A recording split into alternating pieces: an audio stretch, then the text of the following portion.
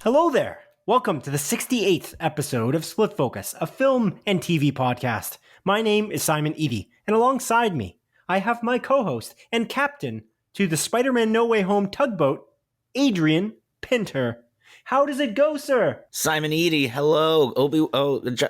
Hey. Qui-Gon Jinn? Qui-Gon, it goes quite well. I don't know why I mixed it up. I mixed it up today. But, you know, there's good reason for that, Simon. Maybe you weren't ready. Maybe I should have given you a beat before we started. No, I was ready. It's just, Simon, are you ready? I got a story to tell you today. Oh, yes. Tell me. Okay. So I woke up this morning. That's good. And my dog, Miss Eleanor, my daughter, she ran downstairs. My little Ellie Belly jumped on my bed, and then my sister's dog Bruno, he came downstairs as well. He was like, "I want to hang out with you guys." You know, it's like 8:40 in the morning. Like I'm just getting up, and Bruno wants to come on the bed, and Ellie's just being, she's just being her typical self, a little jealous self, a little bit rude. And I'm like, "Come on, Ellie, let Bruno on." So I kind of move her over, and Bruno jumps on the bed. And as Bruno jumps on the bed, Ellie, standing up straight, is pregnant. No, she got spayed. Bruno's babies. Oh, she's been spayed. Sorry. Okay. She was would be wild if she still got pregnant though. Yeah, arguably impossible. It'd be a miracle, Simon. It would be a miracle, a God-given miracle. Anyways, so she's standing up straight and then just falls over. Oh no! Right onto me, and her thick skull lands right on my nose, Simon Eady. Oh shit! And I hear a big crack. I'm like, "Oh my God, Ellie, are you okay?" She stands up. She's wagging her tail. I'm like, if Ellie's okay. I reach for my nose and I press in on it and it has a little crack and it's immensely painful. I'm like, "Oh, Jesus Christ." So I get up, I get out of bed and I walk to my bathroom and I turn on the bathroom light. And Simon, believe it or not, my nose is fucking crooked, man.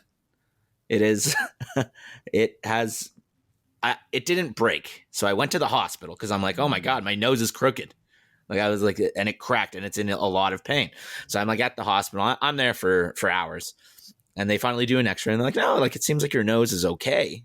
I'm like, "Yeah, but it's, it's crooked. Like my nose is crooked." And he's like, "Yeah, like it might be the swelling, like it might be like a small fracture, whatever, but we'll send like a referral to like a nose and throat specialist who will get in contact with you and then set an appointment within the next 10 to 14 days.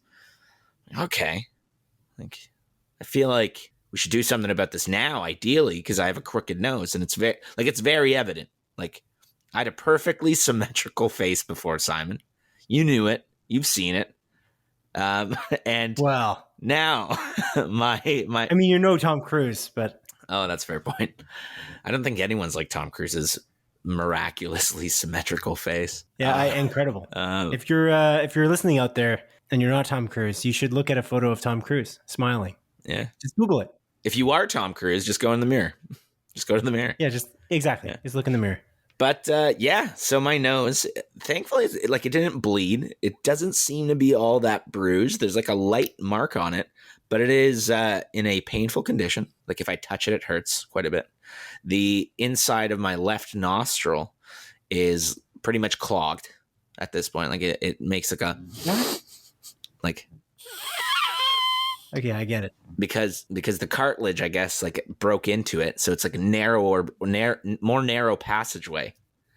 And that was my morning. But it didn't break though. I guess not. That's what they said. You used the word "broke" into it, didn't you? Sorry, did I mishear? No, I thought that it would be broken, and then I followed with it wasn't broken. No, the cartilage broke into it. Sorry, I thought that's what you said. Oh yeah, I guess I don't know. It felt like it broke. I don't know. It's crooked, Simon. I just see what's on the outside, and I can make that noise because of it.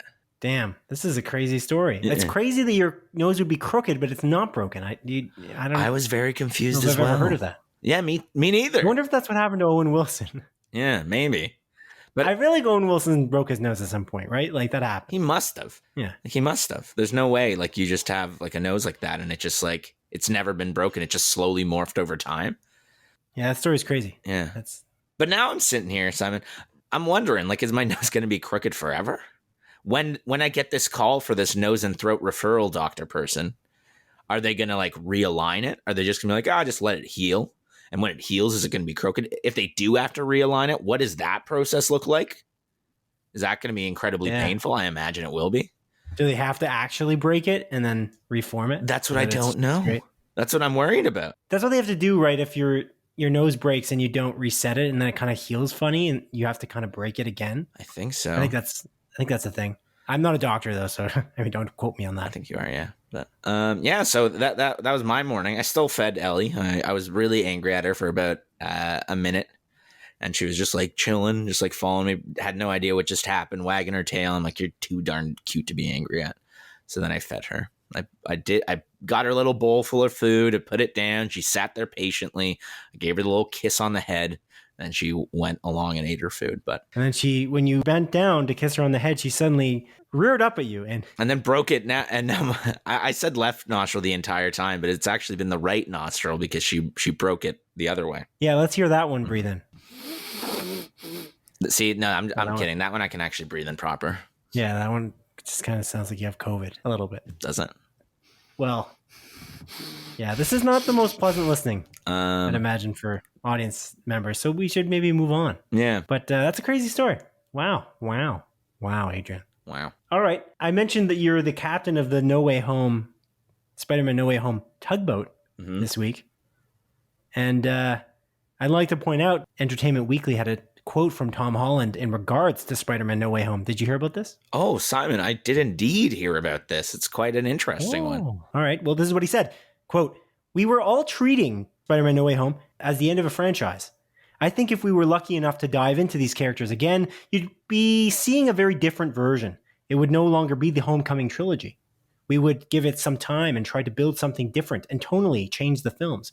Whether that happens or not, I don't know. But we were definitely treating No Way Home like it was coming to an end, and it felt like it."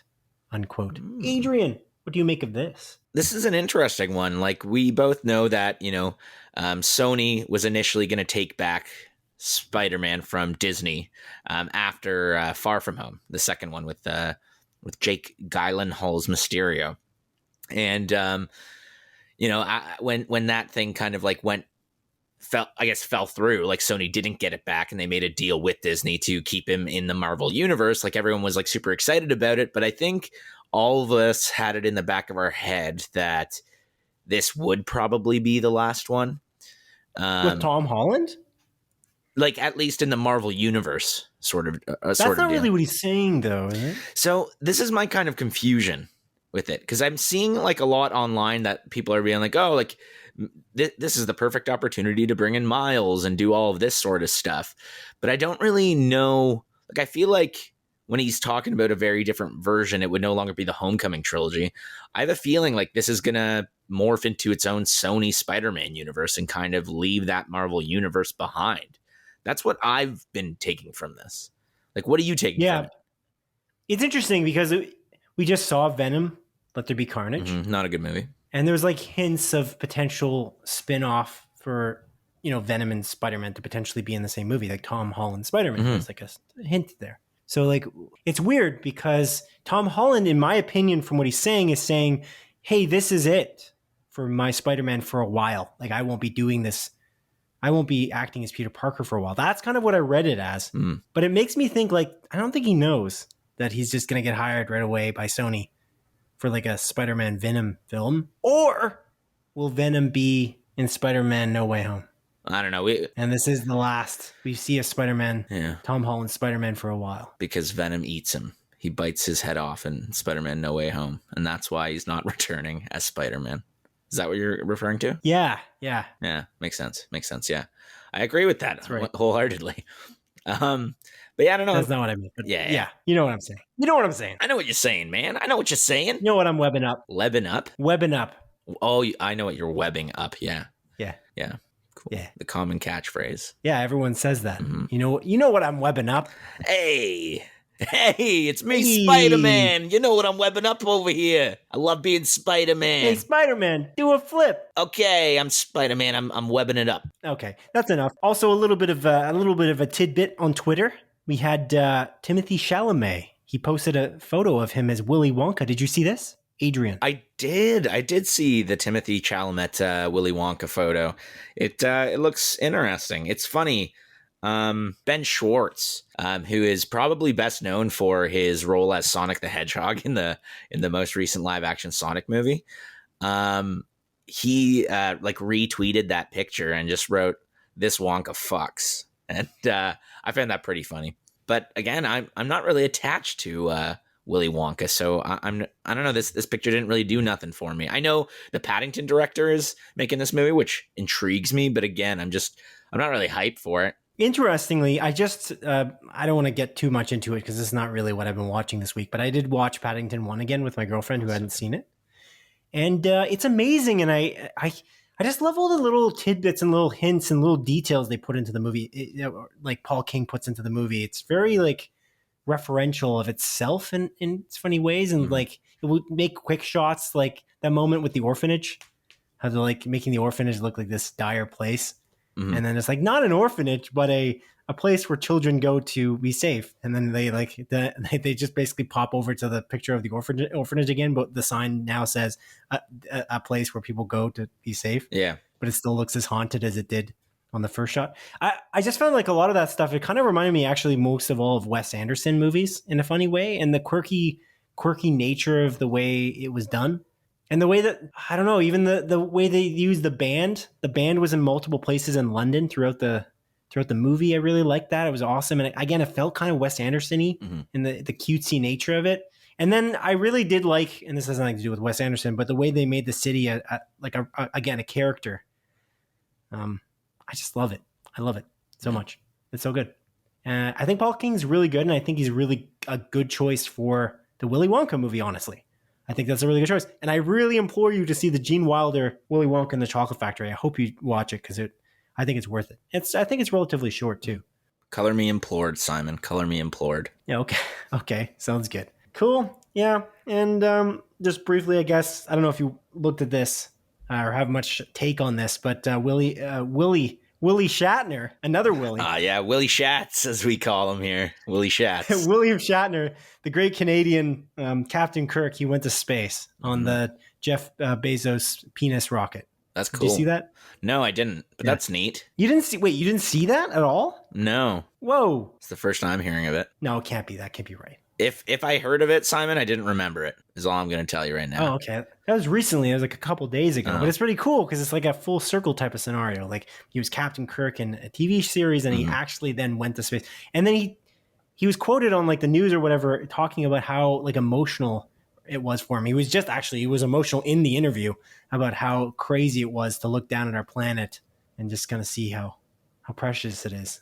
I feel like he's into the whole environmental aspect, like environmental activism. And so he's like, I hope that everybody can do this. And I'm like, what are you talking about? And then he's like, like in a VR form or something like that. And he looks at Jeff Bezos and he's like, you can do that, right? Bezos kind of just like nods, which I thought was funny. Yeah. I mean, it's interesting. It's cool, being an environmental activist and stuff. And then the amount of, I imagine sending a rocket to space isn't the greatest for the environment. I was about to say that. I'm just gonna put that out there. I'm no environmentalist. Like I don't study the environment or anything like that. But can't imagine that's a good thing. I don't think this is worth it. Like you're sending these groups of people to space and then they come back like moments later. I just don't think this is worth it at all. It's a complete waste of money and resources and rocket fuel, which is polluting the environment. So there's a great irony there that he's talking about the environment when the amount of rocket fuel that was burned up to get there, there's no way that was environmental rocket fuel. Yeah. I mean, maybe it's more environmental. I don't know. But it just seems like this whole thing with Branson and Bezos and their obsession with going to space for moments and then coming back. I just don't get this. If I was a billionaire, I would spend my money on I feel like learning how to live forever. How do we get transplanted hearts and various organs so that we can create ourselves a Logan Wolverine scenario where we can regenerate cells or something like that. You know what I mean? Yeah, that'd be pretty cool. You just like invest in, but the issue with doing something like that, Simon, is you'd have to do like human testing. You know what I mean? But I mean, you're a billionaire. You could buy a bunch of humans. So What do you mean there's always human testing in any of this? yeah, but like, And there's people who are willing to do this, especially those who are about to die. Like they sign a waiver. It might be a life-saving procedure. Transplants that would save their lives. I don't know. I'm not saying that you're going to get there in a moment, but I'm just saying, why not dump your money into that instead of trying to leave the planet? It just seems strange. Like, fix the planet. That would be a priority. Try to live for longer than you could if you had that much money. You know what I mean? If it's like just you have FU money. yeah. I don't Fu get money, the yeah. idea of going to space momentarily and coming back. Who is that benefiting? I don't know. I don't know. I don't think it really benefits anyone except for the people experiencing that directly. And, it makes, I'm sure it makes Jeff Bezos feel good. Probably boosts his ego. So, Yeah. And why does the rocket look so much like a penis? I don't know. The Blue Origin rocket. I don't know, man. Maybe it's Puzzling. maybe the man likes a nice penis. Like, who am I to judge? It's very phallic. What's wrong with that? You know what I mean? It's the most phallic rocket I've ever seen. Anyways, Have you seen many we've rockets? talked too long about this, Adrian. Sorry, do you have more to say about the penis rocket? No, I just asked you how many rockets you've seen before. What do you mean? Like, there's like hundreds of movies. Like, they go to space. It's true. You know, Just a question. lots of NASA rockets. Are you not like interested in space travel? Me? Yes. I just know I'm never going to go to space. So it's like, why am I going to, use my very little brain power to study it? If aliens come here, sweet, but I ain't going to space. So I see. Okay. yeah, All right. I've got a couple, or really 3 show corrections that I've got to make. I made all 3 of them last week, and it's my blunder specifically. it's our blunder. Again, my mistakes are your mistakes. Your mistakes are my mistakes. It's our mistakes. No, you can believe that, but I said them on the podcast for last week on episode 67. The first we talked about because Kenneth Stadelbar wrote into us kindly, like you can do, at splitfocuspodcast@gmail.com. Love you, Ken. And he specifically talked to us about how actor Jamie Clayton was cast as Pinhead in the new Hellraiser movie. Ugh, a woman? Yeah. I'm kidding. But regardless, he wrote into us about that. And I said that I didn't really see anybody really talking too negatively about this, that this isn't a thing that people were really hyped about the negatives of it. Because he was saying how people were really upset that this had happened, considering that the previous actor who played Pinhead was a guy and he'd been in the role for years. I mean, I'm sure you can find that sort of stuff anywhere. Like, there's always a vocal minority, right? Like, there is. Yeah. There are always people complaining, and there's always a negative voice or an opinion that you don't agree with somewhere on Twitter. Like that is a guaranteed thing. But usually it's like bigger than this. And I still looked it up afterwards, and I found that this was, again, pretty well muted. But I did find an article on Cosmic Book News that I think that... my favorite website. Yes. And they specifically said something negative, and they were calling it woke, that they were recasting this role as a woman. And are they wrong, Simon? About what? That this isn't some sort of weird left-wing propaganda? This woke culture just taking over the entire movie industry, Simon? You don't believe that? No, I don't believe it. Yeah, me neither. Okay, I'm glad we're on the same page. In fact, you can listen to Kenneth's email on the previous episode, and he kind of gives a whole bunch of points as to why that's idiotic. But ultimately, the Pinhead's supposed to be androgynous anyways, so that it doesn't make any sense that you would care about this. And again, I find that my point was last week, and I kind of still have that similar point, is that it's majority positive. It is possible to find articles and people writing about this in a negative fashion, but I find that the majority of the internet likes the idea that Jamie Clayton was cast. And I appreciate that, because stop the outrage. You know what I'm saying? Yeah. Stop the outrage. Yeah. Yeah, I went on too long explaining that. But anyway, the other thing that I made a mistake about, man, was a world of mistakes last week. Last week, I specifically said that Dune Part 2 was already greenlit. That's not true. So Dune, the movie coming out on the 21st of October by Denis Villeneuve, is specifically a movie that is a half piece of, it's one of 2, essentially, in order to properly adapt Frank Herbert's book, the famous novel Dune. And so Dune Part 2 has not officially been greenlit, but it's like pretty much going to happen, I think, unless Warner Brothers is pissed off at Denis Villeneuve. Denis Villeneuve, yeah. I feel like they might be pissed off at each other. But Denis Villeneuve said this about the whole situation of it being greenlit, like part 2 being greenlit.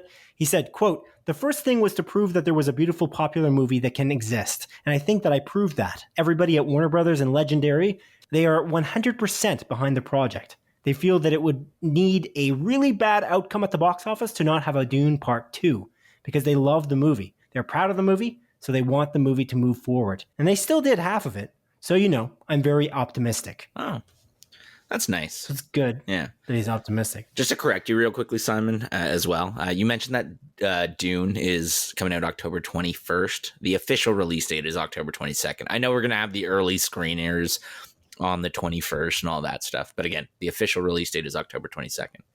That's a mistake me and you just made together. I don't know if that's a mistake because mistake. What does this mean anymore? I don't know what that means. Movies come out on the Thursday now. Where do they not do that? I'm kind of curious. In the States, they do that, right? They do that in Canada. So yes, the official date is the 22nd, but why is that the case? I actually wondered that for years. I love how philosophical you've been getting recently. Just asking the whys. That's not philosophical. I'm Why asking is an it that? actual genuine question. Why is that the case? I don't know, man. I'm not. I mean, like, we are in the industry, but we're not that high up in the industry to make those calls. We're not in the industry. So I don't know, man. Completely not in the industry. I don't know. Yeah. Okay. Good. Thanks for your help. No worries. Adrian, last mistake I made. Only Murders in the Building does not end with and hold the roast to the end. Only Murders in the Building does not end with episode 8. I said I watched the finale last week. Specifically, that is not true. I don't know what the hell I was thinking. I watched episode 8, by the way, which had a great ending. And I legitimately thought it was the ending because it was brilliant. I didn't question it. I wasn't like, that was an odd ending. I thought it was awesome. I was like, that's a great ending. It ended. But it didn't end. There are 10 episodes in Only Murders in the Building with Steve Martin and Martin Short and Selena Gomez. How the turntables, Simon. I know. I completely made fun of you when you said that you watched Ted Lasso episode 8. Even the same episode count, I'm pretty sure. And I think it was episode 9 that I watched. Oh, whatever. And that's like even weirder, but fair enough. I'm gonna eat my humble pie. I made a mistake. And I'm apologizing to any viewers out there. Although I don't know if I should apologize because I feel like I made your life better. I told you it didn't come out, and now I'm telling you that there are an extra 2 episodes. So if you did judge the whole situation based on what I said last week, then you'd be like, oh, wow, there's 2 more amazing episodes of this amazing show. Yeah. And there's no reason to be upset. It's like if somebody told you that, a meteor was about to hit Earth or just hit your house in like 3 seconds or like 30 seconds, and you're like, I have 30 seconds to live. And they're like, oops, no, it wasn't your house. It was a house in Australia and you survived. You're like, oh, thank goodness I lived. And then you get to live the rest of your life. You're like, oh, wow, I have more of an appreciation for life now. Yeah, exactly. You know what I'm saying? Yeah, honestly, I get that 100%, man. Totally. I feel like you're making fun of me, but I can't tell because I can't see your face.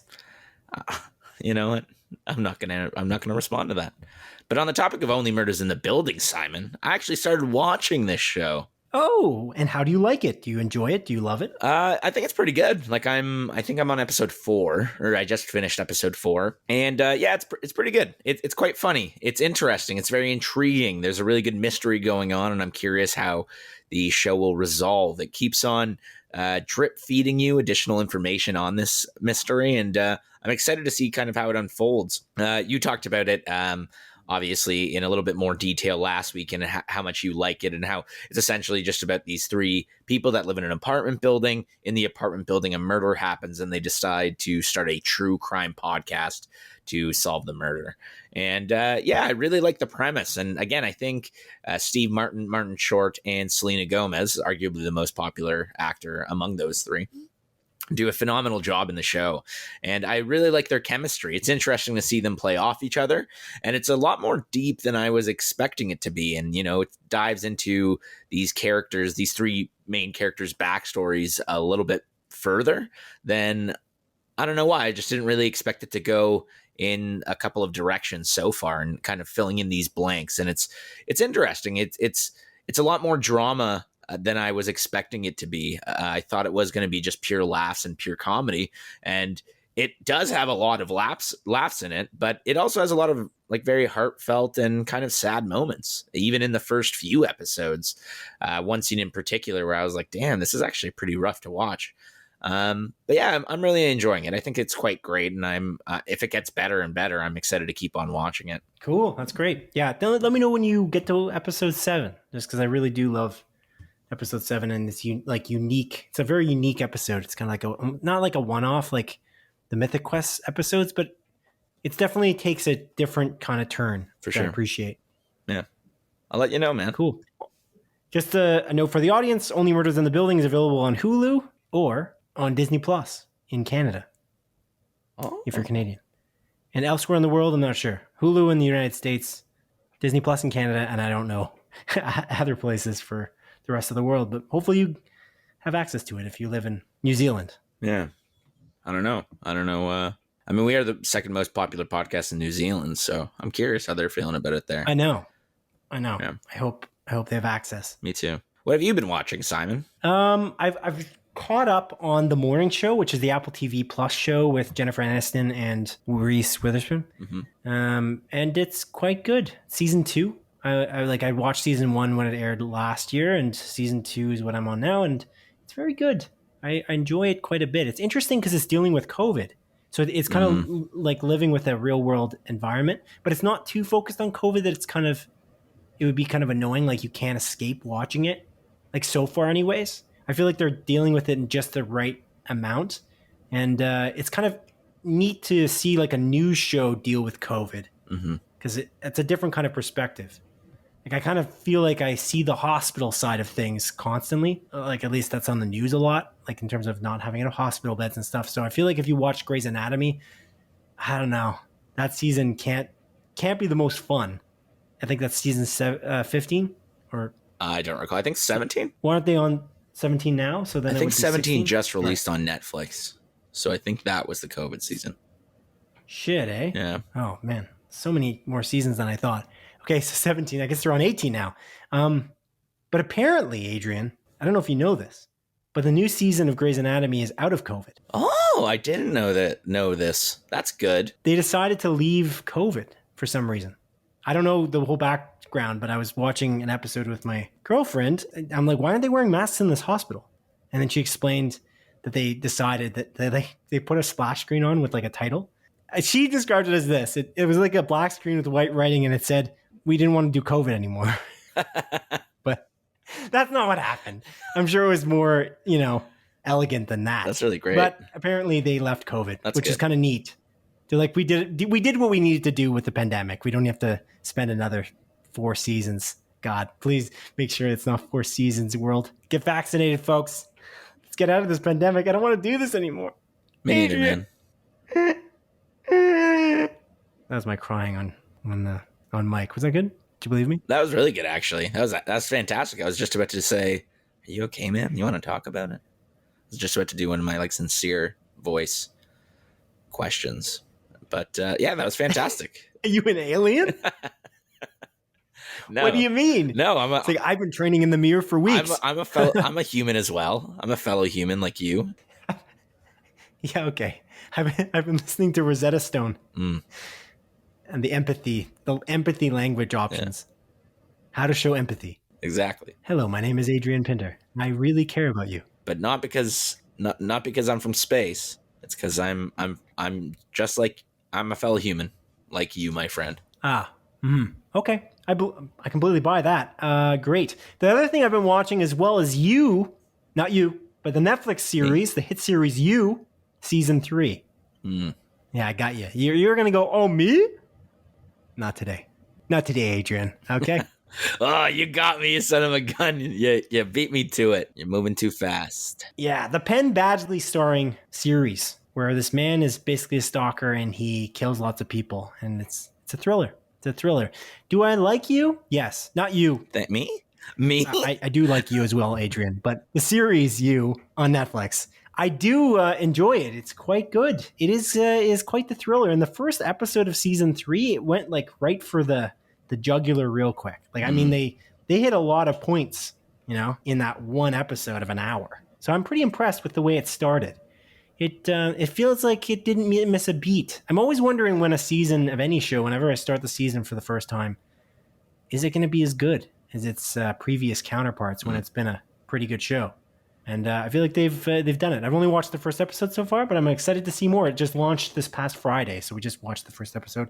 That's neat. On Friday. We record this episode of our podcast on a Saturday, just so the audience knows. I really want to watch you. Oh, yeah? Yeah. Oh, me? That's really creepy. Not you, the show, you silly goose. But no, I want to watch it. I think once I finish Only Murders in the Building, I might switch over to you. I haven't seen any of the show, but again, I don't know. I'm kind of in the mood for something like this, where it's like just a guy that's just a stalker / murderer. I don't know. It reminds me of Dexter, and Dexter's coming up, so maybe it's going to get me in the mood for Dexter a little bit more. So I don't know. Cool. Sounds good. Mm-hmm. Sounds good. You're going to watch that Dexter series, eh? Despite the fact that you absolutely despise that last season. Yeah. You still want to watch that, special limited series come back. I do want to watch it, Simon, quite a bit, because I'm hoping the main reason I want to watch it is I'm hoping that are they going to fix what happened? Like, what are they going to retcon? From the trailers, it doesn't look like they are retconning much. But my curiosity is, can they right the ship? Can they make this show have an actual good ending? Some sort of swan song of the Dexter series. You know what I mean? I'm hoping that's the case. I do, sort of. I mean, I don't know how badly it ended because I haven't seen that last very badly season. I know you've said, yeah, you it's really awful. Don't like it. It's one of the worst seasons of television ever. There's so many things that make no frickin' sense. So many creative choices, Simon. It's ridiculous. Anyway, sorry. Yeah, that's fair. That's fair. All right. Yeah. Let's move on to the news, Adrian. We didn't watch a whole lot this week. We watched a lot last week as an example, but not this week. No. So let's move on to the news. Speaking of things we should watch, I feel like I do want to see The Last Duel, by the way, and I still have a hankering for James Bond, to watch James Bond. But anyway, yeah, kind of waiting for you on the James Bond front. Ugh, I'll binge them, Simon. I'll binge them. Okay. But I do want to watch The Last Duel as well. And then again, this week there is Dune that's coming out by Denis Villeneuve, and then there's also The French Dispatch coming out by Wes Anderson. So I'm excited for both of those. Yeah, that's true, but we can't watch that because nobody in our area is showing that movie. What? So that ain't happening. That's what happened last time with Isle of Dogs. Remember that? Yeah. Wes Anderson's Isle of Dogs. We had to drive to like some ridiculous theater 50 minutes away. I think we drove to like Oakville. It eventually came, but yeah, you're right. I totally Did it ever come to us? It did. It did, like 2 or 3 weeks later. But we didn't go on the launch of that movie. We didn't go to the premiere. Of Isle of Dogs? No, we didn't like drive all that way for a premiere. Like we went weeks after it had already aired. Like it already started in theaters, and then we drove somewhere far. It just didn't make sense. And then this is the same way. The closest theater that's going to air it, I think, for us eventually and very soon on November 5th is Waterloo Princess Twin Theaters. They're going to air it on November 5th. Ugh. So we can wait a little bit and go there. But it's fucked. Our theaters in Guelph are not. I wonder if it's going to play at like a Landmark or an Apollo. I hope so. Maybe, yeah, we can venture out to there. I doubt it though, man. I'm like if Princess Twin's not doing it first, who is in a way? Like when it's this, I guess, this much of an independent situation, and Cineplex doesn't seem to do it. Like Landmark and Apollo, typically, from my experience, they still kind of stick to mainstream mostly because they don't have as many auditoriums. You know what I mean? Mm-hmm. Yeah, that's annoying. That's frustrating. We'll see. We'll look into it as the week goes on. But okay, let's get on to that news then, shall we? Fine, whatever. We got a lot to talk about this week. We didn't talk about it. Yeah, I know. At the top of our show, but we got DC Fandom to get to, so that's pretty exciting. Oh my God, DC Fandom? Yes. Alrighty. Let's begin with a small collection of more focused stories that have been particularly pertinent this week. Number 1. As publication Variety reports, network AMC has greenlit a Walking Dead spin-off anthology series called Tales of the Walking Dead. The new series will air each of its 6 one-hour-long episodes in the summer of 2022 and will feature characters both new and old.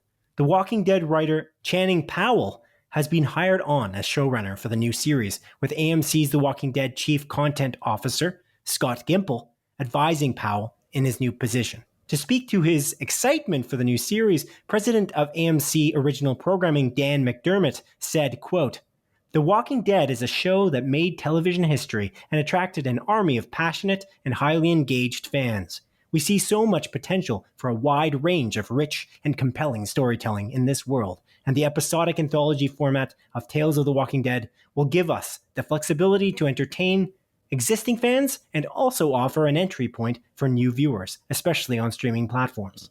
We have seen the appeal of this format in television classics like The Twilight Zone and most recently Black Mirror, and are excited to engage with fans in this new way against the backdrop of this very unique and engrossing world," unquote.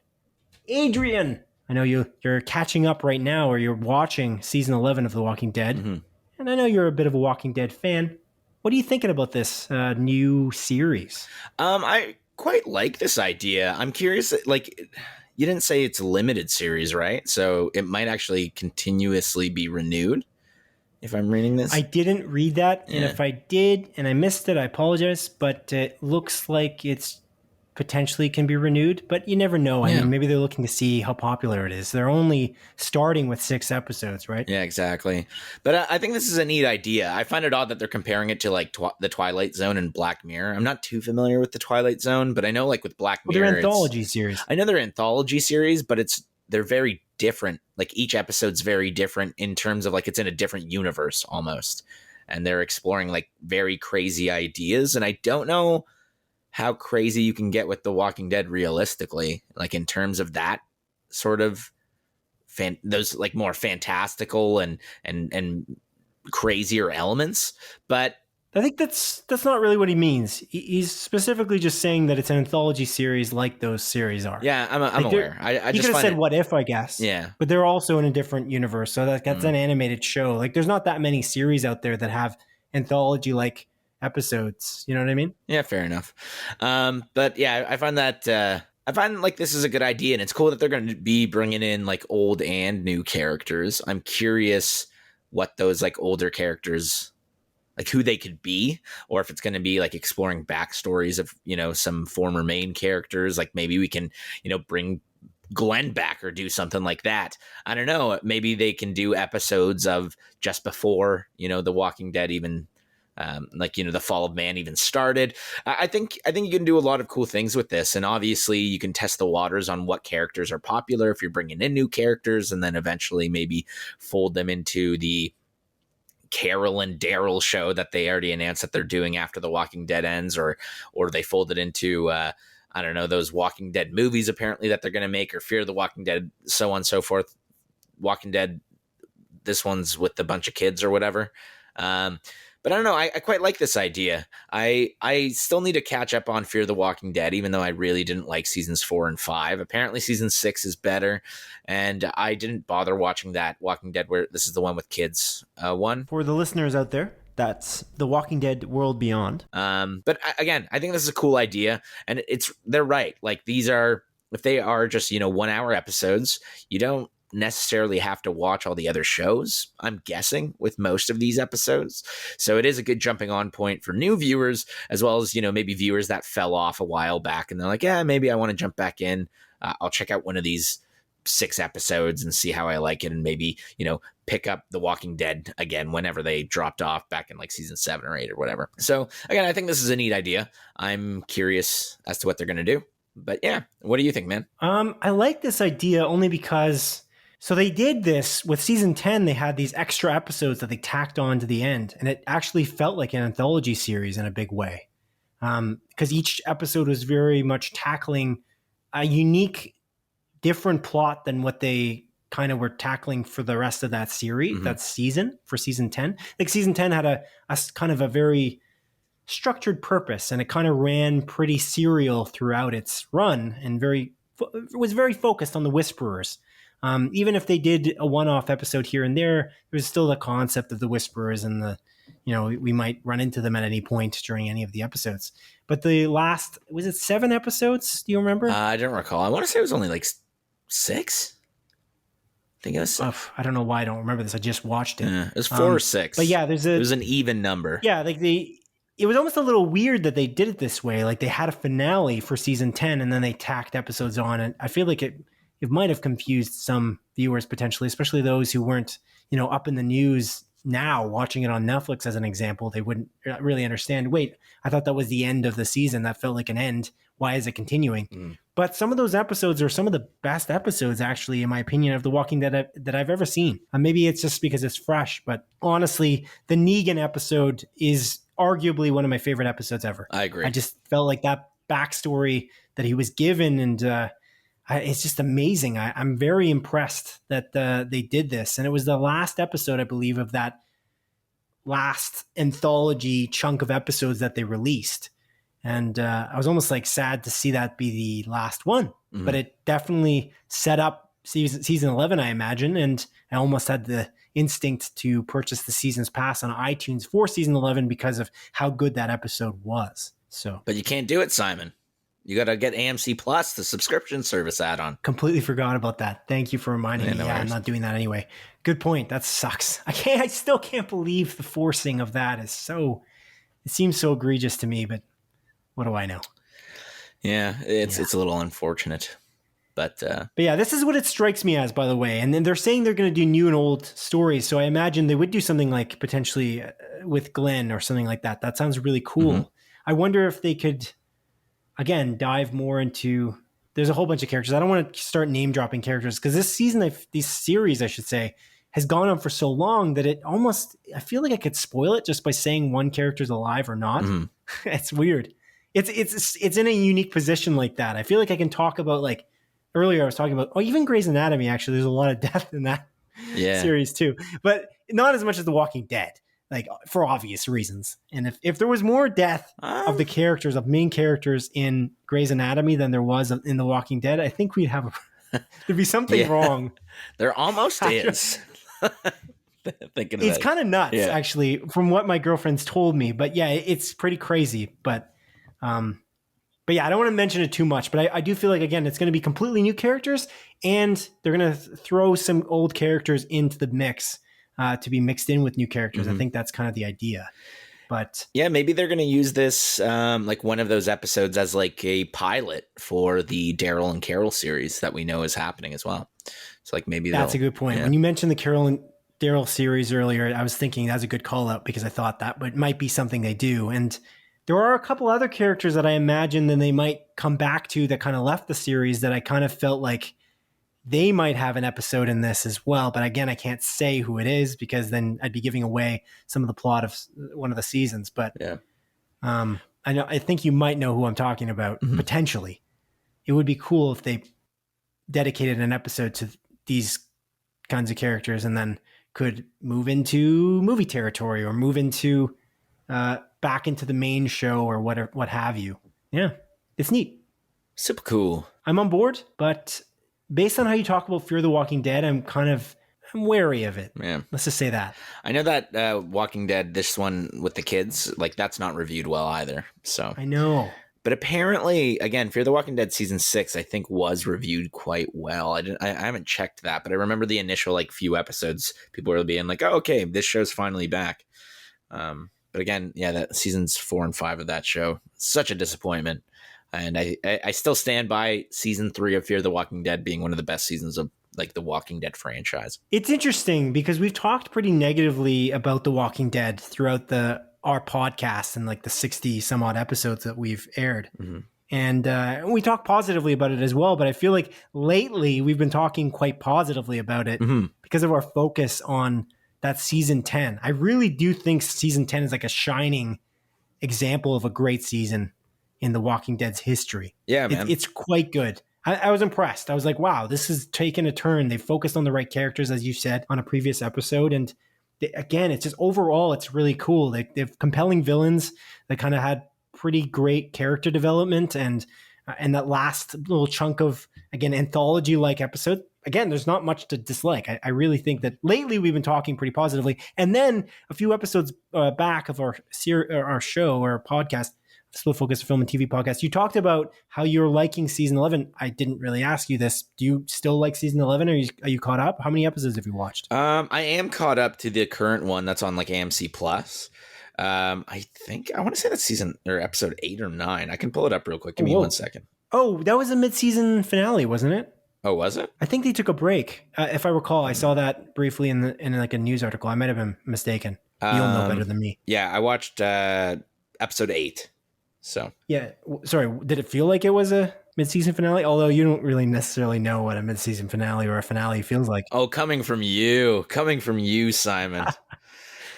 Look. You watch Only Murders in the Building. You watch episode 8, and you tell me that it didn't seem like that could have ended there. I will tell you exactly that. I looked it up. It's funny. I actually did look it up on Wikipedia, but I think they hadn't updated the page. It was Wikipedia or some other place. And that's why I said that was the ending, because I looked it up. I'm like, oh, there's 8 episodes. Simon, that's why I said Ted Lasso episode 9 was the ending as well, because it showed that on like Google a couple weeks prior, and then I just didn't check again. So, okay. It's fine. It's okay. Look, I said you can roast me for that. I made a blunder. That was one of my worst blunders, I feel like, in the last few weeks. Yeah. Like the Jamie Clayton thing was more of like a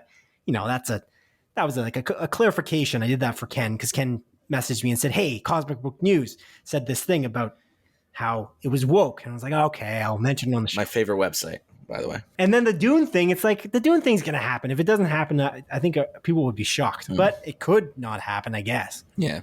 So... But this situation with Only Murders in the Building, I definitely made a mistake. That was a disaster. I couldn't believe it. I was like punching myself. It's our mistake. I messaged you after. No, sorry. What are you talking about? I think it was Jimmy. Jimmy messaged you. Oh, I never read the message. I ignore all of his texts. So no worries. Oh, okay. Yeah. But he messaged you to say that I had made this mistake because we don't talk outside this podcast. That's why I didn't message you personally. Yeah. Of course. Anyways. But real quick, just to jump in about Fear the Walking Dead. Season 5 was rated 55% with a 44% audience score. And then season 6 jumps up quite significantly with a 89% tomato meter and a 79% audience score. So again, season 6 apparently got real good. That's great. We took a hard turn tangent here. I asked you a question about season 11. You've watched 8 episodes. How are they? They're really good. Okay. Is it as good as season 10? I don't know. I guess in some ways, yes. In some ways, no. Like it is a far more a focused story this time around. It's way tighter. And again, there's less and less characters that we're focusing on, which I really like. But yeah, it's quite action heavy. I don't think the villain is as compelling as season 10's villain, though. And to be fair, that's like really only... We didn't even get the full 8 episodes to build up on this villain, as opposed to with season 10, where it picks up, we had all of season 9 to play with this new threat. So there was a lot more build up and stuff like that. But yeah, I don't think the villain is as compelling. But again, the season itself is really great. I really like it. Cool. Yeah, that's great. All righty. All right, let's move on to number 2. As Variety reports, the Hollywood Foreign Press Association has officially set the date for the 79th Annual Golden Globe Awards. As you may recall, there has been quite a bit of controversy surrounding the Hollywood Foreign Press recently due to a very obvious lack of diversity amongst their members and a perceived unwillingness to change their internal procedures. It got so bad that Golden Globe winner Tom Cruise returned his 3 Golden Globe Awards, and host network NBC even ended up dropping the 79th Golden Globe Awards broadcast from their 2022 lineup. But more recently, the Hollywood Foreign Press has vowed to change and has made some significant strides in order to put their money where their mouth is, so to speak. They appointed German journalist Helen Hohn as their new president and added 21 new members with a distinct focus on diversifying their ranks. Whether a network chooses to broadcast the awards or not, they have set January 9th, 2022 as the presentation date. Adrian, we talked about this a little earlier on, I think around episode 50-something, about the whole controversy with Tom Cruise taking his Golden Globes back. I would like to return these, please. And he did a reverse heist, like in Mission Impossible. He did the whole, slowly going down into the room. Instead of picking something up, he just put back his 3 awards and then just left. It's super cool. Yeah, they found them there. They're like, oh, how did these get here? These were for Tom Cruise. Tom? They called him up and said, Tom, somehow your awards got here. And then he just said, I don't want them. And he hung up. Yeah. You better diversify your ranks, he exclaimed That's what happened. as he hung up the phone. Yeah, diversify. Yeah, that's exactly right. Anyway, what do you think about this whole situation? It's kind of interesting thing. They're going to do the awards, but they don't have a broadcast partner at the moment. I think this is good, obviously. Like, I think diversity is always a good thing in most cases. And, you know, like it's nice that they're, you know, actually making change. And it's great that these actors, Tom Cruise in particular, you know, standing up for their unwillingness to change initially, standing up against, against their unwillingness to change initially. And, you know, they're obviously doing something, which is great. In terms of it not really airing on any sort of broadcasting network, I'm curious if maybe they'll just put it online. I don't know, which might benefit us as viewers if we do want to watch this. But yeah, ironically. Yeah. But yeah, all in all, like, I don't have too much to say about this. But yeah, I think this is a good change, realistically, and I'm glad that they're doing something. Yeah, no, it's good. Mm-hmm. Yeah. Overall, I thought this was a neat situation. Somewhere they wrote how they're. I don't know where that is though. They kind of, I think they publicized how exactly diverse their membership rank is now. The membership is right now, like in terms Their of membership rank is a rank S. What? Like it's rank S membership rank. It's a video game reference, Simon. Like when you're playing video games, usually the ranking system goes up to like rank S. Okay, but why would you make such an obscure joke on a TV and film podcast? Because you would get it, okay, Simon? Sometimes I'm placating to you, okay? Not always the viewer. But it doesn't even make sense because the rank... And then you just bring it to a halt. You just have to bring it to a halt. Anyways, it wasn't continue. a halt because rank didn't make sense in that context. There was a blunder on my part. I said the wrong word and I tried to correct it. You made an obscure joke on a mistake I made that didn't make any sense within the English language. It was our mistake, Simon. Like I said. No, I don't believe that's true. My phone, once again, is not loading. It's got a classic problem where every time we start a podcast, it doesn't load shit. Anyway, I can't look that up. It showed like how diverse now their membership was. They had pretty sure they had a man in charge as like a white man as the president before. And then it was like a percentage of people that was mostly white members, I believe.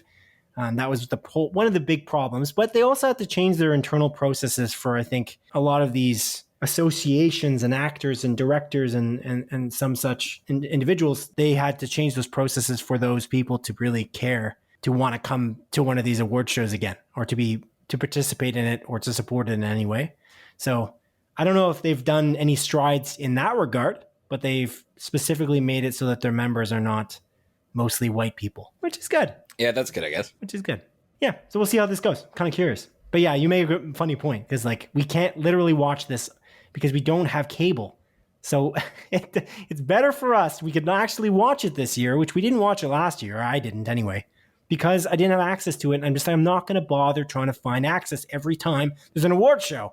The Emmys and the Oscars we're going to probably make an effort for because those are pretty big shows. The Golden Globes is like, I don't know, not second tier, but slightly second tier. And definitely second tier in regards to like respect because people aren't even coming to this anymore. But yeah, so that is an issue. And if they're on YouTube, or funny enough, if they're on Twitch, which would make no sense, then I feel like we'd have better access. Yeah. Okay. Number 3. On Saturday, October 16th, Warner Brothers and DC Comics hosted a 4-hour DC-centric event. The live stream featured many of the actors and creators that we have come to know and love from the DC film and TV universes, while also featuring an original theme song from DC Legends of Tomorrow composer Blake Neely. We got to see sneak peeks for the Dwayne "The Rock" Johnson headlining film Black Adam, the Jason Momoa starring Aquaman film, the Andy Muschietti directed Flash movie starring Ezra Miller, the Leslie Grace starring Batgirl film, and Shazam! Fury of the Gods featuring actor Zachary Levi. We were also shown teasers for various TV series like the CW's The Flash, Stargirl, and Batwoman, director James Gunn's Suicide Squad HBO Max spin-off series Peacemaker, HBO Max's Doom Patrol, the Bruce Timm produced animated Batman Caped Crusader series, and the Ava DuVernay directed DMZ limited series starring Rosario Dawson. The show was closed by a presentation from director Matt Reeves, Bruce Wayne actor Robert Pattinson, and Catwoman actor Zoe Kravitz, who debuted the second official trailer for their new movie, The Batman. Adrian, this was huge. This was a pretty big event. It was 4 hours, jeez, and it's some pretty great reveals in it. What did you think about the reveals that were made? I imagine you didn't watch the actual event because I'm guessing you were at work. But in terms of the reveals, what did you think? So no, Simon, I was able to watch most of the event on my phone because as I led with the show, my nose was attacked by my dog, and I went to the hospital. So I thought that was before work. No, I got to watch most or all of this event, and oh, cool. I thought it was pretty good. I think I mean, a lot of the CW stuff I don't really care about, to be fair, and like them just kind of diving into that stuff. They spent like 15 minutes talking about, Grant Gustin's new golden shoes and the Flash TV series and stuff like that. So there was a lot of stuff that I'll be honest. He did not spend 15 minutes talking about his golden shoes. I'm obviously being hyperbolic, but it was, there's a lot of stuff that just didn't really intrigue me in the Stargirl, trailer as well, where I'm like, I imagine the show might be good, but you were just kind of thrust into this random scene with very little context. I'm like, what the hell is going on? So obviously, like, a lot of this show is catered to fans that keep up with these TV series and these movies and all of that stuff. And I mean, it's great. It's literally called DC Fandom. It's made for the fans. But for myself, I could leave about 50% of what I saw. Now, the big things that I saw that I really liked were pretty much all the movie related stuff. When they led the show with the Black Adam sort of announcement and teaser, and I thought it was pretty good. Like, I'm quite interested. This seems like an interesting route to take. It seems a lot more darker and cooler, and I was a little bit worried that it's just gonna be The Rock, like another Rock movie, but it seems like he's gonna be playing this like big badass, and I don't even think he says a line really in the trailer, which I thought was pretty cool. He just like crushes a man's skull and electrocutes him to dust. I'm like, that's pretty badass. I'm excited for that one. What did you think about the Black Adam thing? It looked really cool. Yeah. I like the fact that Dwayne "The Rock" Johnson states in it that he's going to change the balance of power. I hope that's true. Mm-hmm. There was one part in which Noah Centineo plays Adam Smasher was talking about, I think he was saying like who his favorite DC hero was. And he specifically said it was Dr. Fate because Pierce Brosnan is, I can't remember what he said. I think he said fucking awesome or something. He actually swore. It was like one of the few swears on the broadcast. But I just thought that was cool. And I'm very excited to see Pierce Brosnan in a superhero movie as well. So that's kind of cool. And we didn't get to see anything like that in that trailer.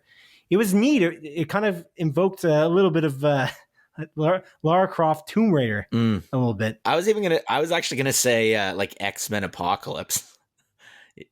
Like, it reminded me of that a bit. Yeah. Oh, yeah, in a bad way, sure. If you want to get to a bad example of a bad movie that kind of is similar. But I feel like I was just looking at Sarah Shahi, like the actor. I was like, oh wow, she could be a Lara Croft. Like, she could do it. She could pull this off if she wanted to. But yeah, I liked it. It was short and sweet, and I just like the idea again. If Black Adam is going to disturb the balance of power, I think that'd be very interesting. I just don't know. He's like, I deserve the balance of power in the DCEU. It's like, well, there isn't really a DCEU right now. Like, what is it exactly? Well, that's what I think. It's kind of a mess. I think the Flash movie is essentially that reboot movie where they're going to reset a lot of this DCEU universe and start bringing things together. I think that's what this Flash movie is obviously going to do. It's Flashpoint, and they talk about him like reworking the timeline and stuff like that in that Flash. I'm going to start off. Grant Gustin, when he like starts talking about the Flash movie, and he's like, we wanted to show you some stuff, but we don't really have anything to show you. And like, we were going to Hold up. We were going to pause here for a moment. Grant Gustin is not in the Flash movie. He's definitely in the show. Oh, sorry. What's his name? Ezra Miller. Ezra Miller. Yeah. And he like starts talking, and he's like, oh, like, we wanted to show you some stuff, but we don't really have anything to show you. Like, we wanted to show you a teaser, but we don't really have enough footage for a teaser, and we don't have enough for a trailer either. And I was like, what? Like, are we not going to see anything from this fucking thing? And then it cuts to a teaser. He doesn't know what a teaser is. Yeah, I'm like, I was like, what? And then, yeah, it like cuts to like a minute and a Dude. half teaser. And I was so confused. I was like, what? Like, is this guy on drugs? Like, what the, what is he talking about? I was very confused. But that Flash teaser looked awesome. We saw 2 Ezra Miller flashes in one scene with, is it Supergirl? Right? Supergirl's in this one? Yeah. Yeah. Yeah. Supergirl. Yeah. So, Yeah. and we see like Sasha Cali. 2 of him standing next to a Supergirl. And then, we see the back of Michael Keaton's Batman suit.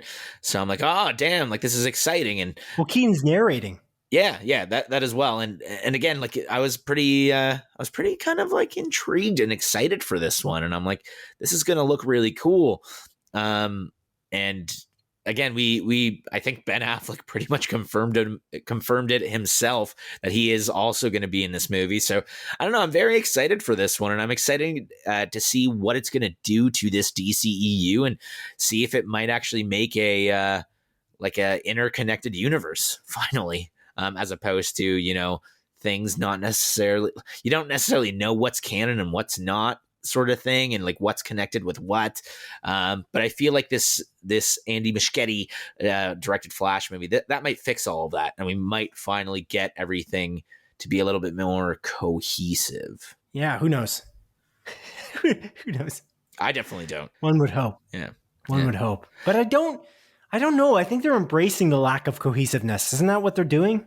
Yeah, with like the whole like, hey, it's multiverse stuff. Yeah, Jim Lee kind of said that on stage, which I thought was interesting. I don't know. I don't like that too much. Like, I do think that the cohesiveness helps their cause. It helps their business. So I don't really buy that. But yeah, I'm definitely excited for this. I found that trailer, it was good, the teaser for The Flash. I kind of felt like it was very little, though. Mm-hmm. It felt like that was a bunch of filler, and that they kind of just scrapped together what they had already filmed. Yeah, which is okay, but it's like to just wait. Maybe I know you have to do something for this DC fandom event, but maybe wait a little longer. I don't know. Yeah, like I can see where you're coming from. I don't mind that. Like I kind of like getting like a little teaser like this. I feel like it showed a little bit more of the tone and kind of what to expect, and I'm definitely excited for this one. Did it? I didn't grasp the tone at all. You grasped the tone? Yeah. I don't have the tone. I don't have the tone down from that trailer. It's that I feel like that might have been like shots that they shot for the trailer. Like, I have a feeling that some of the shots won't be in the film. That's how scrapped together it felt like to me. I don't know. I think Michael Keaton recorded that for the trailer, the voiceover. Oh, which I don't do normally. Possibly. Yeah, maybe. I don't know. Yeah, but that's not really normally what they do. I guess we'll never know until the movie comes out. Yeah, it's not bad. It's just we already knew all that stuff. We knew that Sasha Cali was in it. We knew that Ezra Miller, not Grant Gustin, was in it. And we knew that Michael Keaton was in it, but we didn't even get to see Michael Keaton, but we know he's going to be in it. So I was like, oh, they're going to reveal him. And then they didn't. And it looked like they were going to reveal the Michael Keaton Batmobile. Mm-hmm. And then they didn't. It's like, but we know what that looks like. Well, Simon, this is a teaser. They don't have a Batmobile, bro. They don't have a Batmobile built yet, most likely. Well, technically, it's not even a teaser, according to Ezra Miller. It's less than a teaser. No, it's less than a teaser. I don't know how that's possible. But anyway. Okay. So you watched Aquaman. Did you find that you were excited for the next, like, this Aquaman sequel based on what they showed for Aquaman? Not really. Yeah, like, again, I didn't really like the Aquaman movie, but like it's nice that like Yahya Abdul-Mateen 2 is going to be, I guess, a little bit more in the forefront in this film. Like, I thought he did an amazing job in Watchmen, which I really loved. And Candyman. Oh, Candyman as well. That's probably the most recent one, or it is the most recent one. So yeah, I don't know. Again, like, I'll probably watch it, but I'm definitely not on the excited side. What are you thinking about this one? I was just shocked when they said that Aquaman was the top DC grossing film of all time. I was like, what? That's wild. That's what happened to me. I think it was James Wan. That's his name, right? The director? Fast and Furious director in Aquaman 1 and Aquaman 2. Mm-hmm. Yeah. He said that, and I was like, what? No way. I could not believe that. I looked it up because I'm like, they must be wrong. And I looked it up, and initially I found that it was like The Dark Knight, but then it was beaten by The Dark Knight Rises, and it was beaten by Aquaman 1. It's unbelievable. Anyway, it kind of made me interested because I do really like I find that Yahya Abdul-Mateen too, like he was amazing in Candyman, and I think that he was so different in Watchmen too as well. So I feel like the him being as the villain in this sounds like that could be really cool. I don't know. I'd have to watch the first one. Oh yeah, you still haven't watched the first one, eh? No, that's the thing. Oh, funny. That's like I'm more shocked by this because you just didn't love it that much, and it just surprises me that it beat things like The Dark Knight and even Justice League. It still surprises me to this day that Justice League did this badly because it's got a pretty star-studded cast.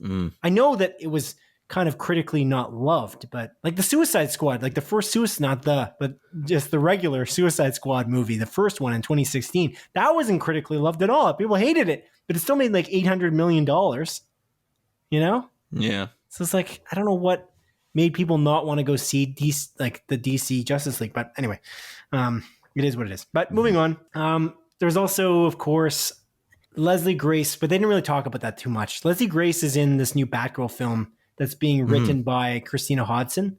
And I was just curious about this. Batgirl is Barbara Gordon, right? Yes. I'm imagining that they are going to have Jim Gordon somehow in this movie. So you think it's going to be connected? So who is Jim Gordon? That's the question, right? Is this going to be? I imagine if they're going to do it, they're probably going to bring in J. Jonah Jameson again. Sorry, J.K. Simmons. Jesus. They're going to bring J.K. Simmons and have this connected to that mainline DCEU movie, as opposed to connected to the Robert Pattinson one with Jeffrey Wright.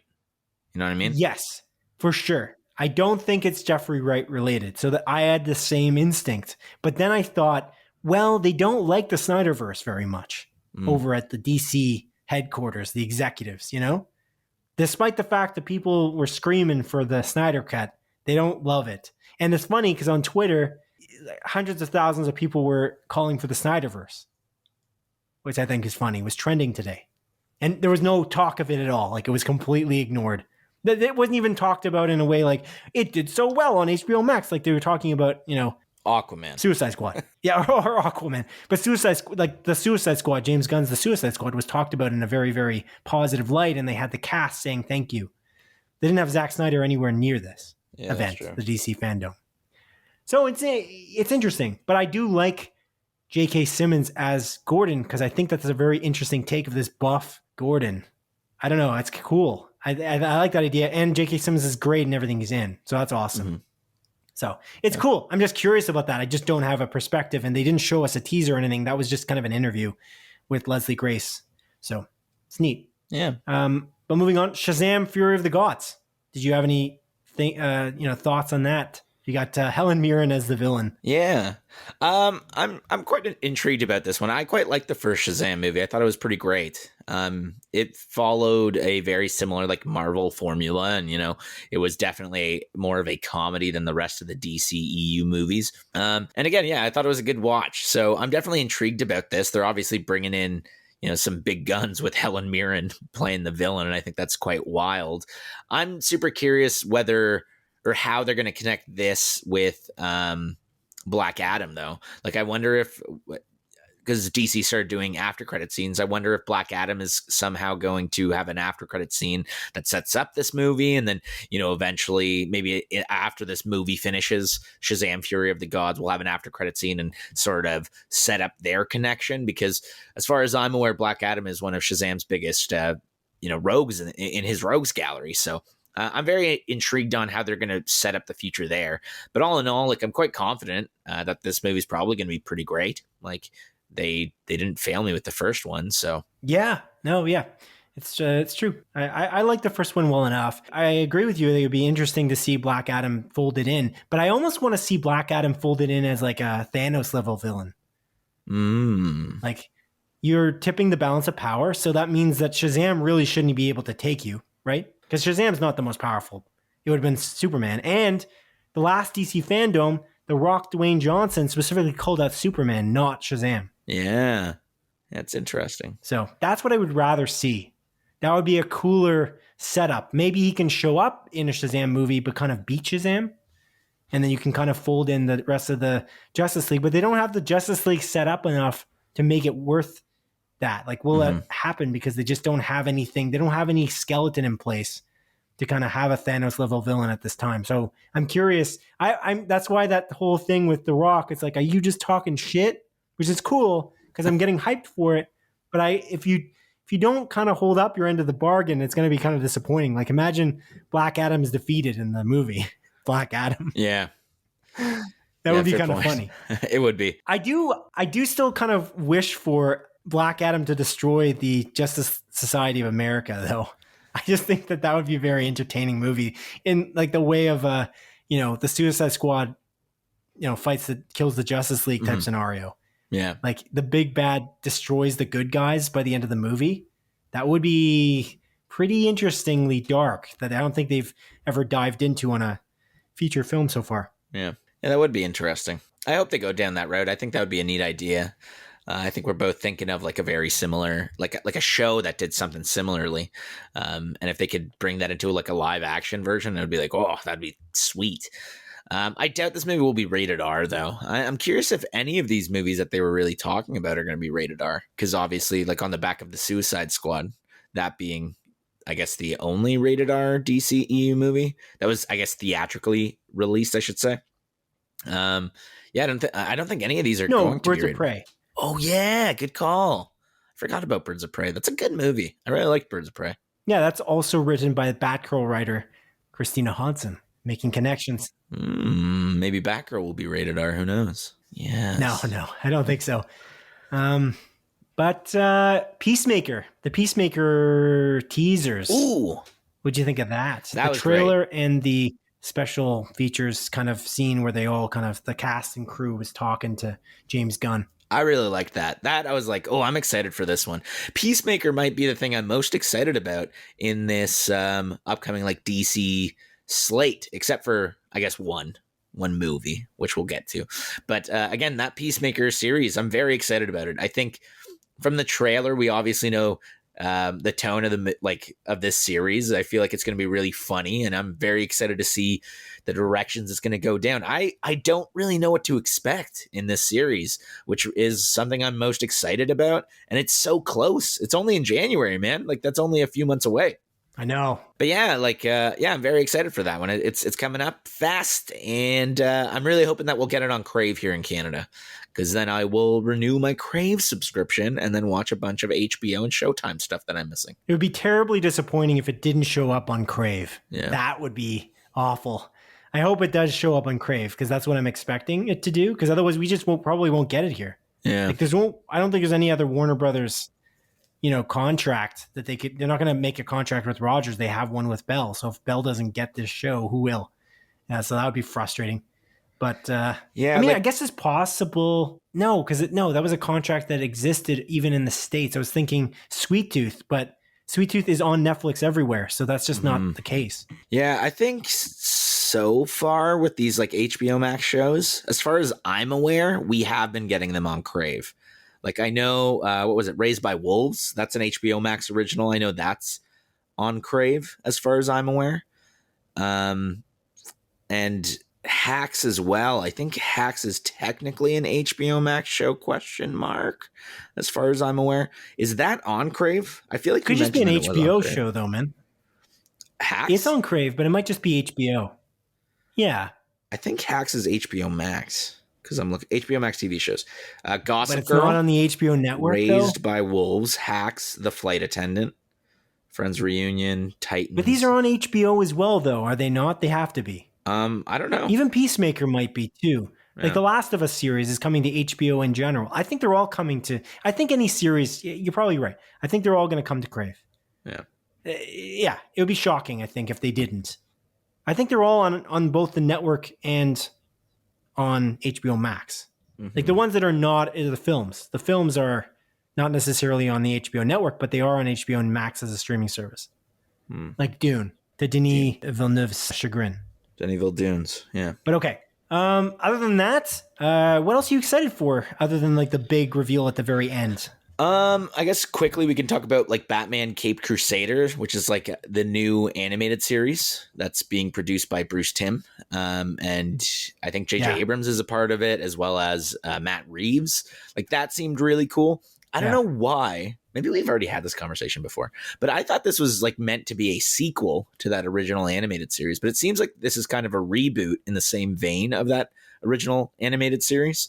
And I forget who was talking. I want to say it was Bruce Timm talking, maybe, how he's saying that like because of when they aired it and how they aired it back in the 90s, that they couldn't, show as much violence and go as dark as they really wanted to, despite, the show getting pretty dark at times. And it seems like this show is going to go that slightly more darker route and still show a little bit more violence. So I'm curious about that one.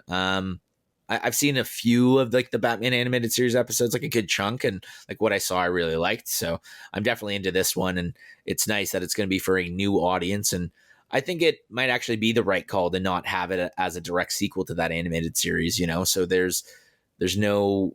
It's just a nice jumping on point. You don't have to watch all those old episodes if you don't really want to. Although I know that they are very great. Yeah, they do look great. And yeah, Bruce Timm seems like a real pro. And it's fitting that his name is Bruce. Mm-hmm. He's so connected to Batman. Yeah. So I like the idea that he said like this is the 90s Batman animated series more so than the 90s Batman animated series. Yeah. Because he can do kind of what he wanted, what he dreamed of initially, which is kind of what you just said. So yeah, that's very exciting. I'm excited to watch that too. I think that's going to be good.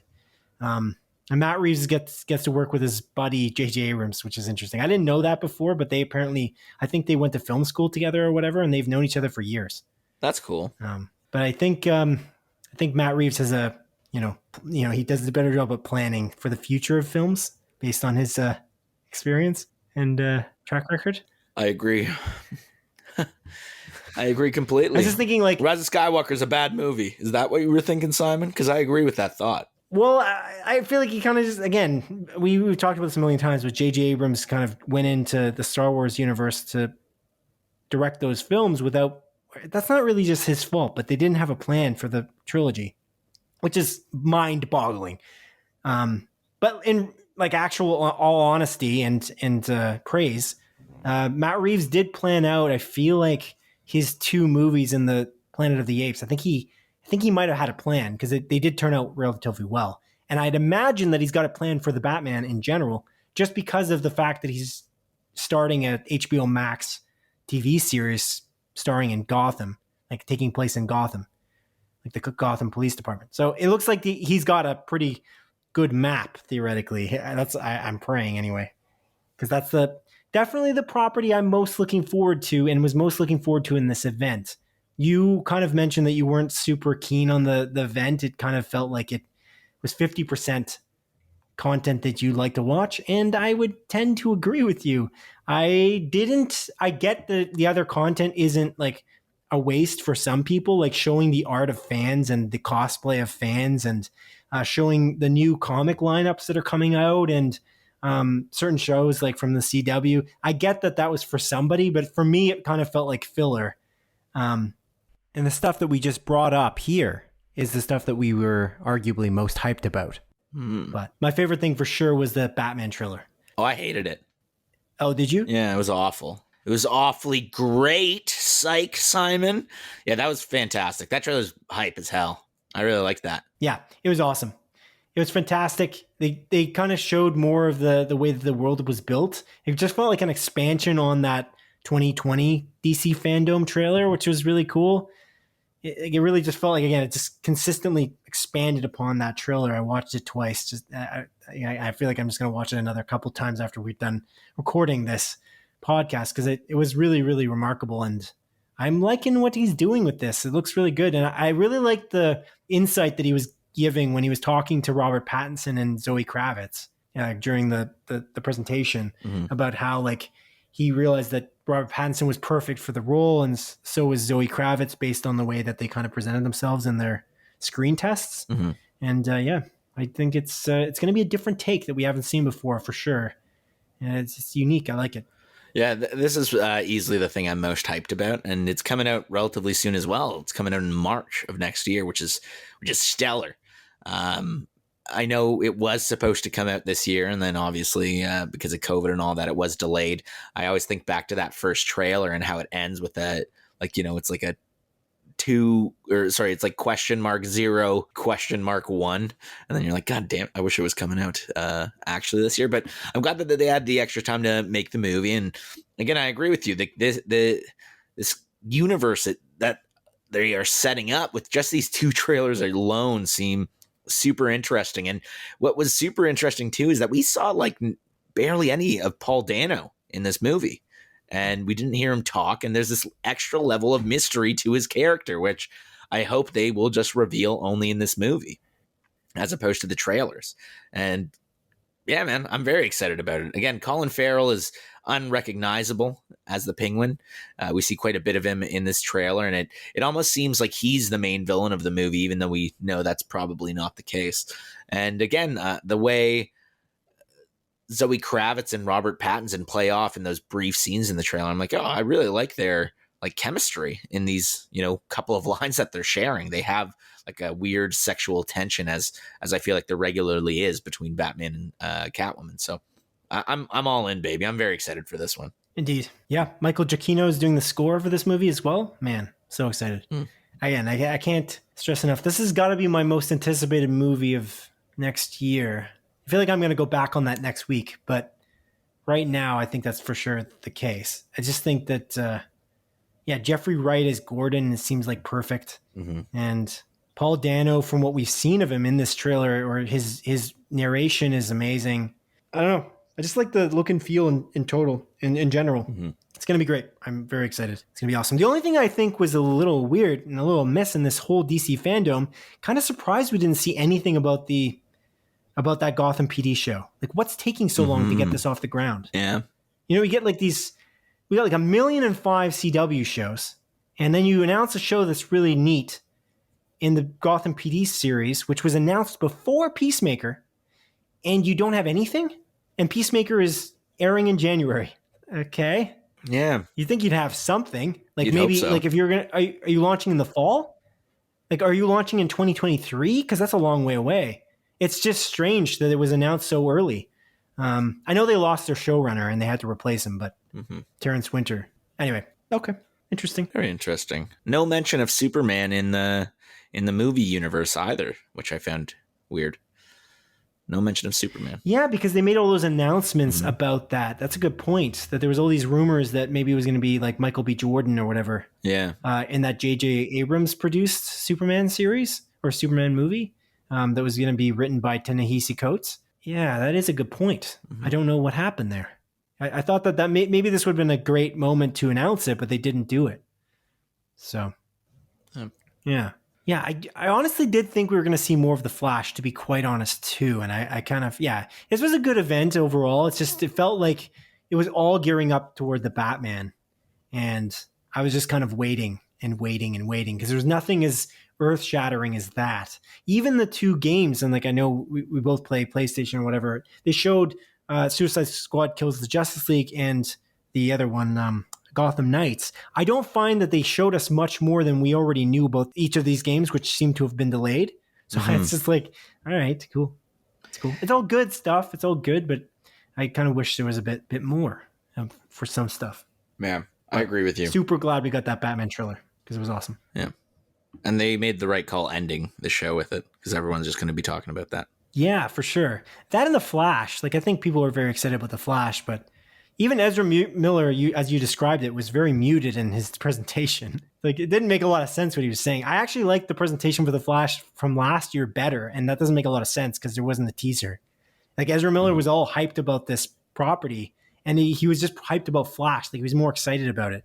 It's like, I don't know if he's just drained because he's literally filming right now or what, but I don't know. It just didn't feel as hype as it could have, I guess. I don't want to blame him. I'm sure there's long days filming. I'll blame him. Sorry, Grant Gustin on the set of Flash. My mistake.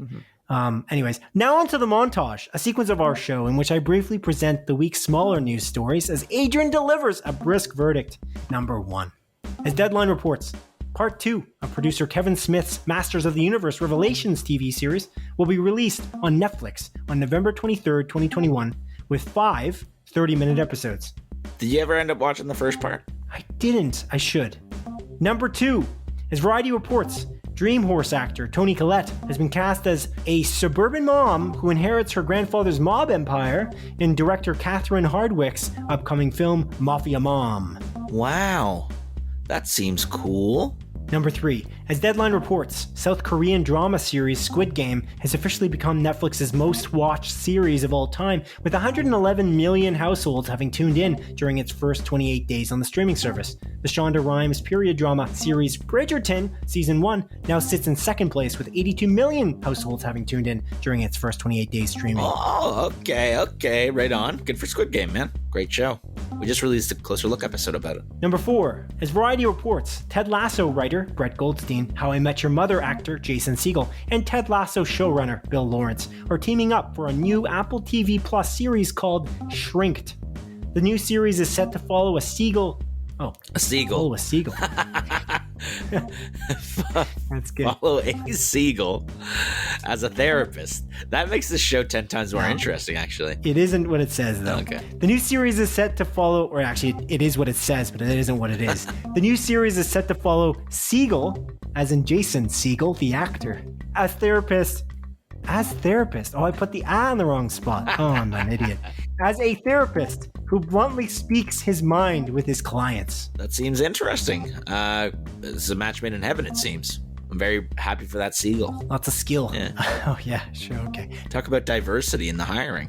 They're not even hiring different races. They're hiring different species for this one. Yeah, hilarious. Number 5. As Deadline reports, Midsommar actor Will Poulter has been cast as Adam Warlock in director James Gunn's upcoming Marvel's Guardians of the Galaxy 3. That's awesome. Cool beans. Excited to see this. Number 6. As Deadline reports, the Netflix hit drama thriller series You has been renewed for a 4th season. Me?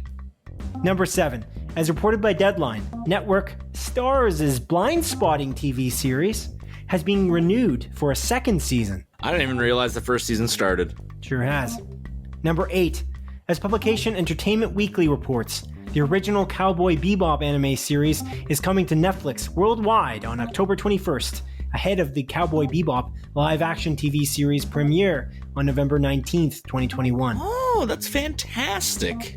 Maybe I'll binge it all. Number 9. As Variety reports, the John Krasinski starring spy thriller series Jack Ryan has been renewed by Amazon for a 4th season. That's wild that they're on season 4. I only remember the first season ever coming out. I assumed it was just canceled. Number 10. According to Deadline, actor Jennifer Lawrence has been cast in Good Boys director Gene Stupnitsky's upcoming comedy film No Hard Feelings. Cool. And that concludes the montage. Blah, blah, blah, blah, blah. Montage. I do feel like I definitely put into the montage, like last year, the part about Jack Ryan being renewed for season 3. Like, I'm almost sure of it. Well, Simon, I don't remember. Oh, I didn't even know that show existed. I knew it existed. I literally said that I knew it existed for the 1 season. Yeah. Okay. All right. I wish you didn't exist. Fair enough. What do you got for me, Adrian? What do you got for me? I got new releases for you, Simon. This is for the week of October the 18th, October the 24th. That's a Monday to a Sunday, as it regularly is. And the first few movies that are coming out on Tuesday, October the 19th. Are you ready? Yes. In for a Murder is the first movie on this list, and it's a Netflix original movie. It's a crime story. Loving mother discovers many secrets of a small town while she's investigating a murder of a woman. Simon. Was that written by me, or did I plagiarize that? We're playing the game again this week. I'm bringing it back. I feel like you took some of it, but it's written by you. Introducing Selma Blair. This is coming to Discovery Plus, actually, Simon. This is a Discovery Plus original movie, Simon. And it follows actress Selma Blair and her journey after she is diagnosed with multiple sclerosis. Oh. Was it me or not? Why are you thinking so hard? That you wrote that, yeah. Next up is movies coming out on Wednesday, October 20th. Stuck Together is this one, the first one on those days. It's a Netflix original. During lockdown in Paris, an apartment full of quirky residents must adjust to their new lives and each other. You wrote that. Okay. Flip a coin. Oh, My dog's howling in the distance. Flip a coin. One OK Rock documentary. This is a Netflix original movie. Since they couldn't tour, these rockers worked to create an online concert that could live up to the hype of their in-person shows. This is something you wrote. Just as a note for the audience, a few weeks back, Adrian asked me, because he plagiarized one of the descriptions instead of writing each one, he asked me to guess, and that's what we're doing here. Just to be clear, So the question is whether he wrote the description specifically, not whether he made up the movie or something of the sort. The movies exist. Every one of these movies exists, but the question is, did he write the description? Or do they? No. Wait, does one of the movies not exist? I don't know, man. That's up to you to figure out. So did you say I wrote that one? That last one? The One OK Rock documentary? Yes. Okay, cool. Found is up next. This is a Netflix original movie. And it's 3 young American women find out they're cousins after a DNA test. You wrote that. And decide to go on a journey to China to find their parents. Yeah, the reason you wrote that is because... couple of reasons, but the main one is because it says woman. 3 young American women, not woman, woman, as in one, singular. Next. Okay, I can adjust that real quick. Yeah, well, you didn't copy and paste that, baby. I never said that I copied and pasted any of these. You don't have to adjust it. I plagiarized one of these. Very different. Night Teeth is up next. It's a Netflix original. A young driver picks up 2 women who are party hopping, but he quickly realizes that they're vampires. Yeah, you wrote that again. Okay. Now, the rest of these movies are coming out on Friday, October the 22nd. Little Big Mouth. This is a Netflix original movie. Kicked out of his band and home, a playful guitarist takes refuge with a bookkeeper, her son, and dad. Is it possible to make sweet music together? Oh, come on. You wrote that. Simon? I did not write that one. That is the one I plagiarized. You have failed this week. You have failed the game this week. So we can finish the game. That is the one I plagiarized. Wild, eh? The way you're saying that, I feel like someone's behind me and going to shoot me in the head. I hope so. You know what I mean? Anyways. Or snipe me through the window. It's possible. You never know. Bergman Island is up next. You've lost the game, by the way. So I win. So we're 1 for 1 because we played this twice now. I'll keep track. You have the advantage. 100% you have the advantage playing this game. No. No, I don't. Let's not be coy here. I don't. It's fair either way. Bergman Island. Did you just sniffle through your hurt nose? Is that a broken nose sniffle there? Yeah. Oh, wow. Incredible. Yeah, it's amazing what I can do with my broken nose. Bergman Island is up next. This is confirmed by Apple TV, and I forget where I got this from because I just took a screenshot of it. So I found it on my photo library. So I'm going to guess maybe Movie Insider I got it from. But this is a video on demand movie, and it's about 2 filmmakers that search for inspiration on Faroe Island, where Swedish filmmaker Ingmar Bergman shot his movies, Simon. I see. Yeah. Okay. At the Ready is up next, and this is confirmed by the most reliable source on the internet, m.the-numbers.com, and the Apple TV app. This is a video-on-demand movie. It's a documentary following teenagers in El Paso training to become Border Patrol agents and police officers. Okay. Yeah. Cool. Next up is a movie called Rhapsody of Love. This is confirmed by Movie Insider and the Apple TV app. This is a video-on-demand movie. It's a love story between an event planner and a wedding photographer, Simon. Fascinating. Yeah. That's how you and your girlfriend met. What? And No Future is up next. This is confirmed by Movie Insider and the Apple TV app. This is a video-on-demand movie. After his old friend dies from an overdose, a recovering addict returns home to reunite with his friend's grieving mother, who he begins to have an intense love affair with. Wow. Sorry, which one is me? The event planner or the wedding photographer? I don't know. Let's say event planner. Yeah. Okay. Next movie. The Subject. This is confirmed by Movie Insider and the Apple TV app. This is a video-on-demand movie. It's about a white filmmaker of a successful documentary that captured the death of a young black man, must now deal with the fallout from his film. I see. Yeah. Ron's Gone Wrong is up next, and this is a theatrical release. This is rated quite well, actually. I think it was 85% on Rotten Tomatoes last time I checked. And it's about a kid who gets a robot named Ron in a world where all kids have robots. I think it's like a commentary on like social media and everything like that, like what cell phones are doing to kids. Starring Zach Galifianakis. Yeah, and he's the kid. No, he's not. Agree to disagree on that one. He's the Anyways, robot. the last two movies that are coming out are two movies that we actually already talked about, and it's Dune, which is coming to theaters, and The French Dispatch, which is also coming to theaters, but apparently not near us. The French Dispatch, which is the Wes Anderson movie. Dune being directed by Denis Villeneuve. I'm excited for both of these. Very excited for both of these. I'm watching Dune on Thursday because Simon, you bailed on me. So it's fine. No, you bailed on me. You bought tickets before me. No, you bailed on me. You don't know what the you future might bailed have on me. held. We can carry on. It's fine. We're done. No, that's not the case. Wrap it up, baby. It's the end of the episode. You are incorrect. You are incorrect. You bailed on me, Adrian. I feel like that accent is offensive, and you should reconsider doing that again. So, where is it from? The French Dispatch, obviously. Is it? I imagine. I don't feel like that's the case. You want to hear my best impression, Adrian? No. It's a good answer. It's a good thing you said no. Because it's not my best impression. It's Jerry Seinfeld. I know. So, what's the deal with you taking the tickets before you asked me? You just bought tickets. Did you leave? Are you gone? Adrian, are you there? I threw my headphones out for a bit there. Are you done? Done what? Your stupid impression. A solid impression of Jimmy Fallon doing an impression of Jerry Seinfeld. Yeah. Come on. It was incredible.